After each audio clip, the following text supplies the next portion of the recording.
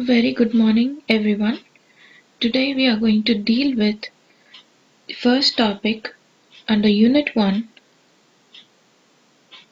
Poetry Life. This is the first poem, and today I'm going to talk about our poetess Charlotte Bronte. Charlotte Bronte is one of the English writer from 19th century. She was born in the year 1816 and then uh, she was there till 1855. We know her for her famous novel Jane Eyre, which was written in the year 1847, which is considered to be one of the classics of Western literature. And so here you can look at her picture there. So she has three siblings. Actually, she had six siblings. Total there were six siblings there.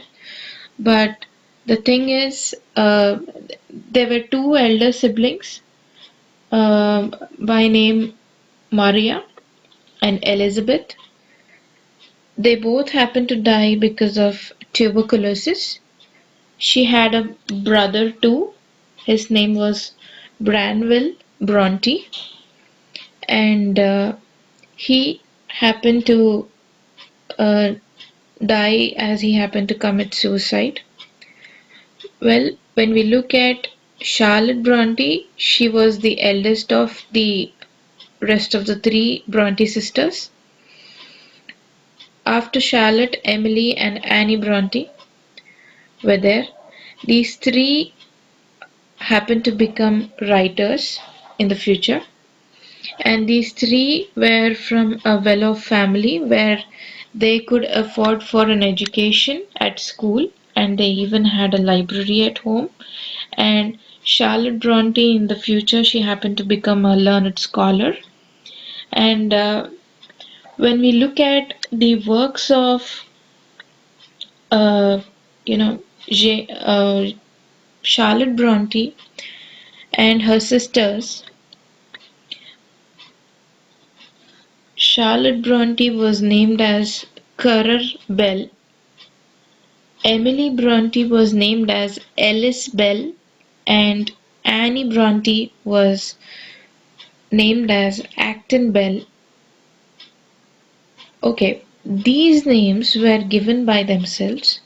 These were the names which were given by themselves for their works to be published.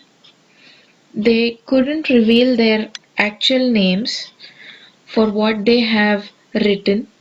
For example, they might have written a novel or a poem, but they were not permitted actually to write during the times when they were there. That is the main reason they happen to give a pseudonym, which can be also called as a pen name. A pseudonym is actually a Greek term. Pseudo means false, nym means name, which means a false name. Okay, they may write something and then they would just give some name, some random name which they like or something. So we have many of the writers in different languages, they give name to their pens. Pen doesn't literally mean the pen what they write, but the works what they publish. They would publish in that one particular name. So when I'm talking about the early 19th century, women happened to get a little bit of liberty.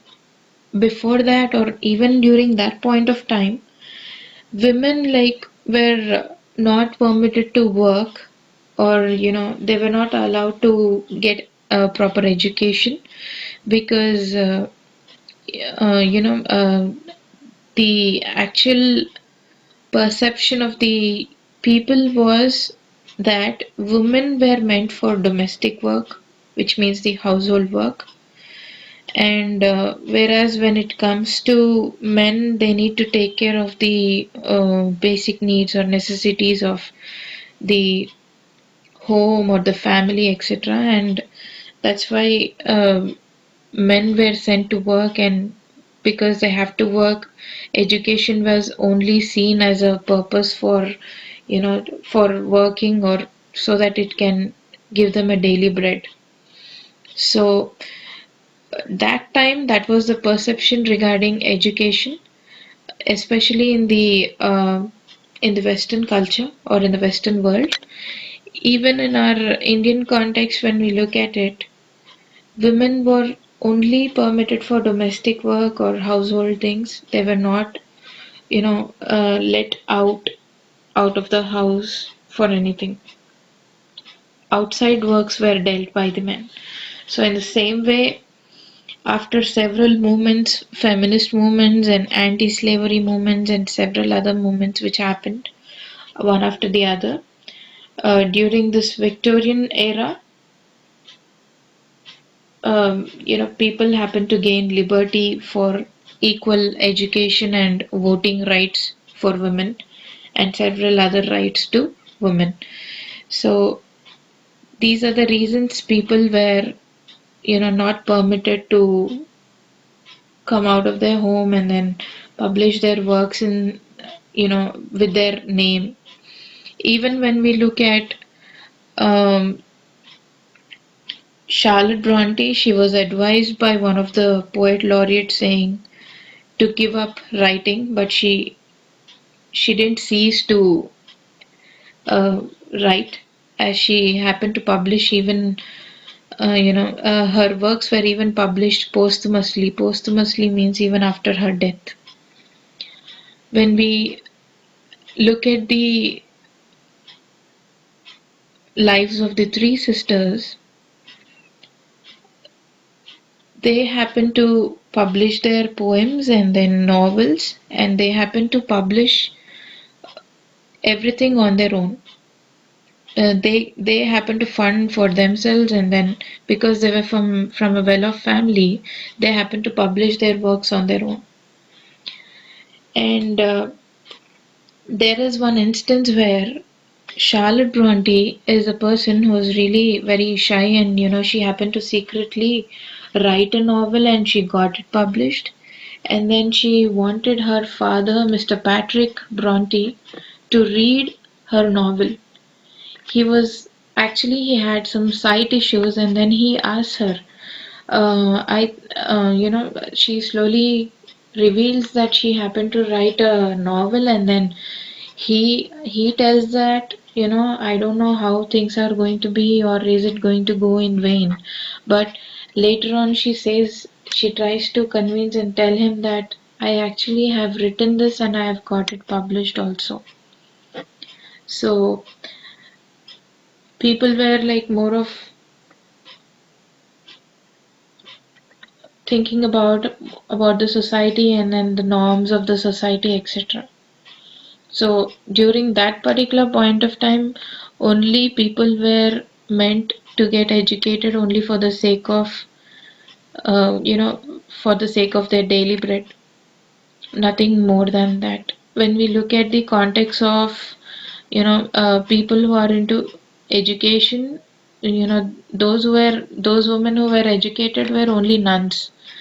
They were, trained to read and write because they have to work there.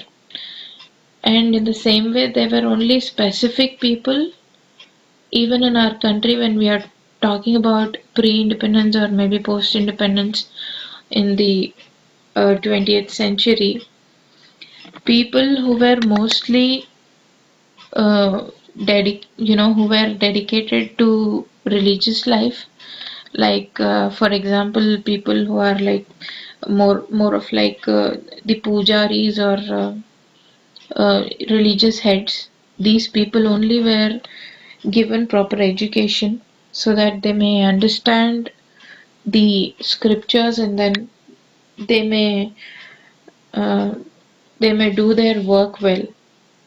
So that was the main reason for education to be given related to their, related to the religion and other things. Well, when we talk about the lives of three Bronte sisters, Charlotte, as we know, is the eldest one. When we look at Emily and Annie, these two younger sisters happen to die of an early age.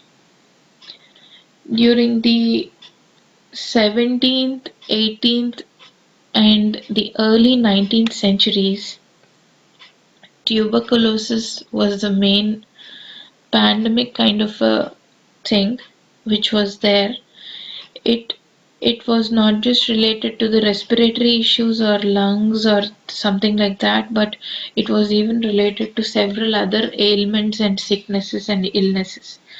So these are the things, these are the main reasons, and tuberculosis could be the main reason for which many people happen to die. This is what we see in the life of Bronte family, where Charlotte Bronte, being the eldest, could see the death of her three elder siblings and her two younger sisters siblings, dying in front of her. And she, the struggle about the untimely death of her siblings and her mother, and the struggle with the society and its norms, everything she usually tries to talk about in her poem titled Life. Here in this poem, she talks how life is all about the reality of life. She reminds us about the different moments in our life, what we spend. It's about happiness, sorrow, joy, hope, despair, and many other things. Sometimes we feel negative, sometimes we get disheartened, we have certain temporary setbacks in our life, certain times, we feel we are, you know, completely low, or, so she tries to talk to us that, we need to have a positive attitude towards our life. Things are meant to happen, which have meant to happen, they would be happening. But she tries to talk about the disappointments which we may face in our life, but she tries to talk about the good things, the happier part of life, whatever we have. She tries to remind us about what life has, given to us, some memories and things, some hope, and then, life is not all about what we have lost, but what we had, what are the happy times, what we have. Okay, how we can win over the sad times, and then, get that strength to regain that hope in our life, so that, we can have a better life in the future. So this poem entitled Life is all about life, and it's not just all about a flowery language what we usually expect from the poetry, but this is all about the reality, how things are going to be, you know, having experiencing life, especially when you're talking about the situation during COVID times. We can make out and understand how things are around us or in this world, what are we facing or what we are going through. We can, correlate this poem maybe to our day-to-day lives, and we can even relate it to certain people, whom we happen to see as an example in our lives. So this was an introduction about the poet and a briefing about what poem is all about. So in the next video, we are going to have the detailed description about the poetry on life. Thank you everyone. Hope to see you soon.